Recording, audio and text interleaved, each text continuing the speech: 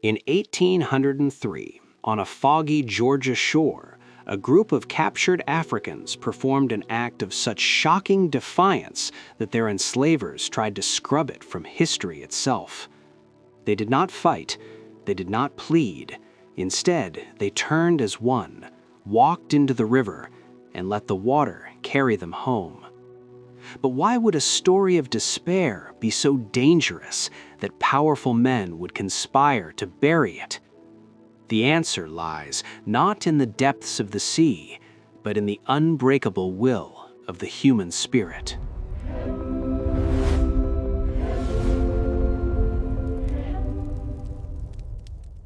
Picture the Atlantic Ocean at the turn of the 19th century, a highway of horror for millions stolen from Africa.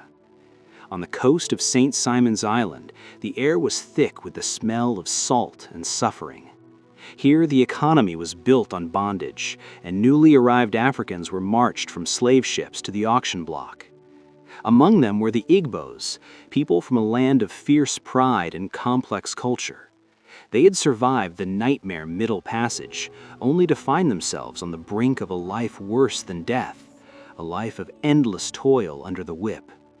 But the Igbos carried with them a belief that the water was a sacred pathway, a return to their ancestors and their homeland. Meet the Igbo men and women from the slave ship, the York.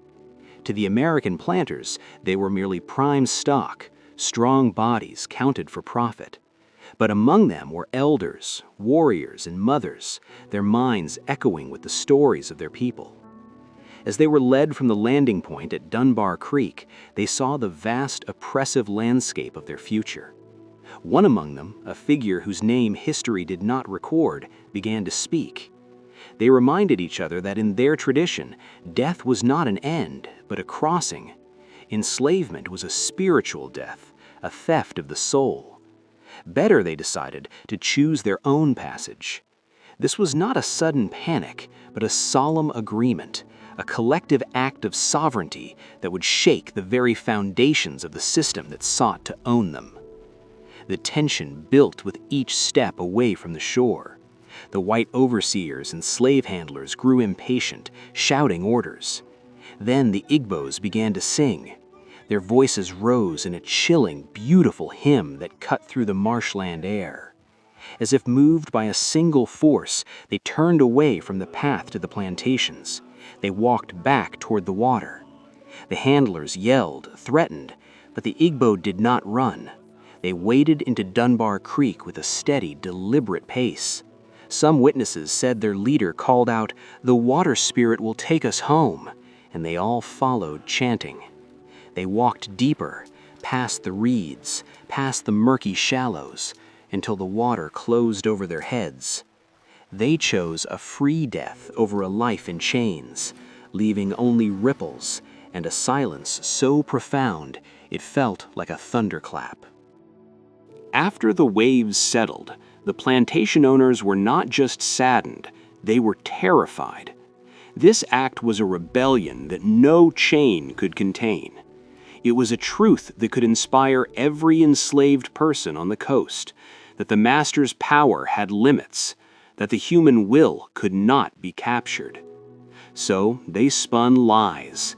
They spread tales that the Igbos were foolish, believing they could fly back to Africa, that they were simple and superstitious. Official records went silent. The story was pushed into the shadows, a dangerous rumor to be suppressed. But, like water, memory finds its way. For generations, the Gullah Geechee people, descendants of enslaved Africans on those coastal islands, kept the story alive in whispers, songs, and secret prayers.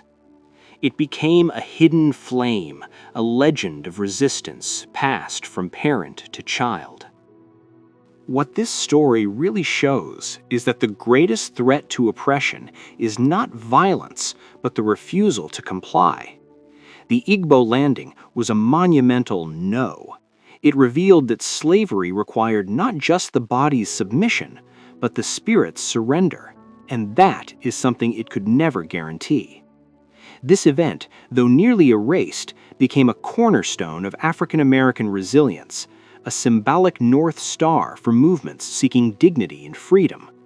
It reminds us that history is not just written by the powerful, it is also carved into the heart of the community, in the stories they choose to preserve. So the next time you witness a stand against injustice, remember the Igbo of 1803. They walked into the sea, but they walked into eternity. They taught us that erasure is the tool of the fearful, and that remembrance is an act of rebellion. Their story, once buried, now rises, asking us all a single, enduring question. What is the price of freedom, and are you willing to pay it? What did Igbo Landing make you feel? Was this resistance, faith, or something even deeper? Leave your thoughts in the comments. Your voice keeps these stories alive. If this documentary gave you value, please like the video. It tells the algorithm this history matters. Share it with someone who needs to hear a story of courage that was almost erased. And if you believe forgotten histories deserve to be remembered, subscribe to the channel and turn on the notification bell so you don't miss what comes next.